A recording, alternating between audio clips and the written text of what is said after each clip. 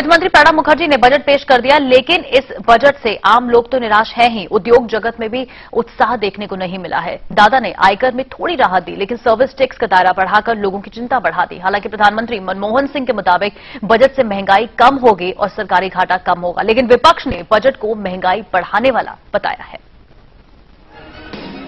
पहले rail budget ने आम लोगों के सफर को मुश्किल भरा बना दिया, तो अब आम बजट आपके घर का बजट बिगाड़ने जा रहा है।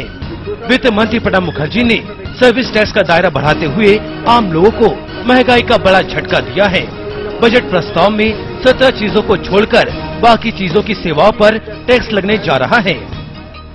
सर्विस टैक्स 10% से बढ़ाकर 12% कर दिया गया है। इसमें बैंक ड्राफ्ट बनाना, फोन बिल, साइकिल, टीवी, घड़ी, बड़ी कारें, कुरियर, होटल में खाना, हवाई सफर, पार्लर की सेवाएं महंगी हो जाएंगी। I propose to raise the standard rate from 10% to 12%, the merit rate from 5% to 6%, lower merit rate from 1% to 2%. However, the lower merit rate on coal, fertilizers, mobile phone, precious metals, jewellery is being retained at 1%.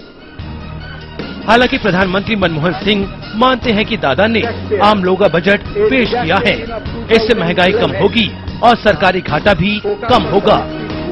Difficulties, there have been difficulties, but ultimately if the government is to govern, it must have a sustainable strategy for managing the economy.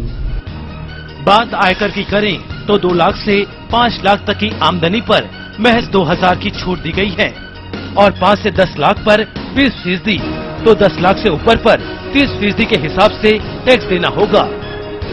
विपक्ष के मुताबिक budget में आम लोगों के लिए राहत कम और मुश्किलें ज्यादा हैं। 73,000 crore is the additional increased revenue projected in this budget compared to last year through taxation. तो भारत की जनता जो है वो आने वाले वर्ष में 1,76,000 करोड़ ज्यादा टैक्स देगी अपनी जेब से। बजट में न कोई दशा है न कोई दिशा है, विकास के बारे में जरा भी चिंता नहीं की गई है।